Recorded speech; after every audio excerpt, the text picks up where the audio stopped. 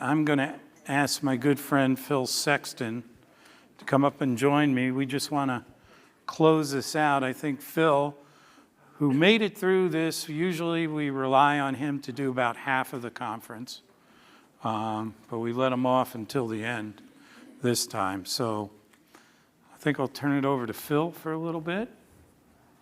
Okay. And Am I we'll first? share some thoughts, and then Hi, we'll everybody. wrap it up. I think this Nope. is you, though. No, that's not. That's. Oh, There you that go. was a weird thing. Okay. Yeah, that was. Okay. Hey, that's not bad. That was the first glitch all day, you know.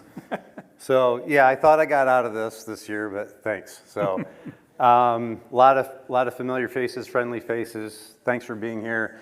So, Chris every year asks, so what are the successes? What do we have to tell, right? And I want to just sort of take us back for a moment, because although this is the 9th annual SALT Summit, we've been working on this for over a decade now together. So we do this in a lot of different parts of the country, but this is really what I would call the epicenter of where the true road salt reduction model started. And so I'll start with the success of the MOU model, and I think the success of implementing the standards. So you see the standards here. These standards, we've been making these available to folks for years. It's actually what we've shared with in the task force report. A lot of the best practices that you heard, Brett in particular, who we work with, and Sean, it's the same, right? So it's standards of policy that enable standards of practice. And where I see success in that is a lot of times we struggle with just the first, which is measuring. And I can tell you there's been a real adoption now of the measuring and the calibration standards that I think when we started with this 10 years ago, we saw none of it, right? And most of the trucks that we dealt with, there was no metering. And so it's very interesting that when we're asking an industry to essentially follow some sort of a standard rate of application, how do you do that when there's no way to meter it, right? And it's very similar to asking someone to follow a speed limit, but then you don't have a speedometer. So a lot of it's been guessing, and a lot of folks for years did a good job of guessing. When it comes to the methods, Sean spoke to one very important one, which was anti-icing. Prevent the bond, prevent the bond, prevent the bond. Those of you that I recognize from over the years, you've heard me say it over and over again. Take a stick frying pan. If you cook something on it without proactively preventing the bond of that, whatever you're cooking on at first, what does that cleanup look like? Soap, scrub, more soap, more scrub. In this case, we're salting, we're scraping, we're salting more, we're scraping more. And that's when we get into the technology of even the plows that you see out there now. I know Eric, who we had here for years, he talked about it being the close shave. But yeah, Sean spoke to it earlier. Get as much of the accumulation off as possible, and you can reduce material. And so when Sean's talking about upwards of 80% reduction, it's real. And so we're seeing that everywhere. The awareness of these SALT summits, it's encouraging. I think one huge success story is we've been able to maintain the momentum of this for a decade now. And I think that's unique to most of these kinds of initiatives. And the thing that I think we struggled with probably for the first 5 years of us working on this together is a lot of us think about solutions as technology, but we talk about in our businesses we need to be process-led, technology-enabled. And the culture of innovation that started to inspire now, we're picking up speed on that. Brett talked about it a lot in his business, and it's sort of like a slow move when you first try to adopt these things and understand it. And then I think the success that we're starting to see now is we're picking up momentum on that. And really, we're here in Lake Placid now. It's the second time we've been here. We have moved this around a little bit. It's primarily been in Lake George, but I think the collaboration, not only with working with LGA, but we're now collaborating with a lot of different organizations, ADK Action, I know, the Ausable Freshwater Center here locally, several other NGOs, the government agencies. I'll help kind of neutralize, like a lot of people like to throw darts at DOT. From my perspective, they've actually been very collaborative as well. And, given that they have a different set of level of service expectations. And then I talk about cohorts, meaning we're starting to see organically now groupings of either counties or regional towns and villages that are starting to work together. So they're working more like a peer network. So is Rakib here? Hey, buddy. So Rakib, he's the guy in the top right-hand corner. And for years, when Chris would ask, what are the results? I would go to Rakib and be like, okay, give me the data, because he's a lot better at that. And Rob's doing that now. I'd like to point out on the bottom left, a lot of you have heard of Rob Vopoulos, who was with the town of Lake George. One personal success story for us is Rob decided to retire. And as Dennis Dickinson, God rest his soul, said, he went out to go find a real job. So he's working on our team now. But Rob is actually that young man next to the plaque. So the town of Lake George is the first town or municipality in North America that we ever certified. And Rob's actually taken that knowledge, that implementation knowledge and experience, and is helping scale that really throughout the park. And Rob's usually worried every week when I say, guess where we're going next week? So we're going to Maine, we're going to Colorado, we're going to Virginia. So it's happening everywhere. And again, what I'm proud to say is the epicenter that I do believe happened here. So we've been really the big stone that created this huge ripple. One thing I want to point out too, there's some success and also some big opportunities. And I'm just going to step off the stage for a minute here. So some call this the innovation curve or adoption curve.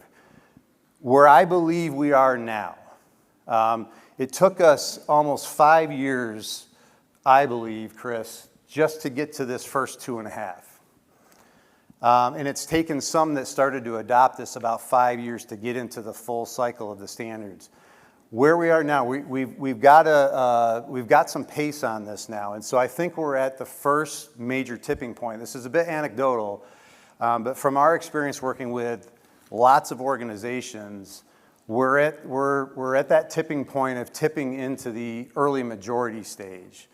And so this is where I'm both excited and also I think we need to say, yeah, DEC, yeah, all the other organizations, we need help with this. So this is an outreach effort. So to me, this is about how do we sell this, because the results, I purposely didn't put a chart up here this year because I think everybody's done with those, right? But the results have been consistent over and over again is when we deploy these standards, when we follow the full set of best practices, 50% reduction is like shooting fish in a barrel now.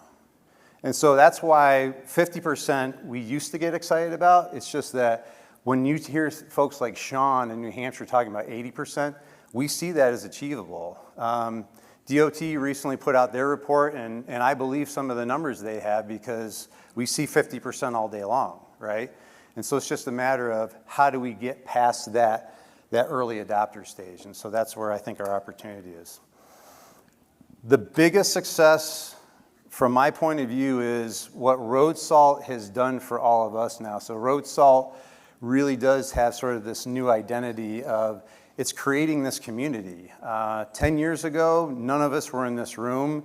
10 years ago, when we started working on this, even Rob and his organization, we got kicked out of a lot of shops for a couple of years, right? And so I believe now, like these kind of pictures, we didn't have before. And a lot of these pictures we're going to shops, the shops are inviting in other towns and villages that neighbor them, and it's that kind of community that I think is going to help us scale this. So that's my big success story for this year, Chris.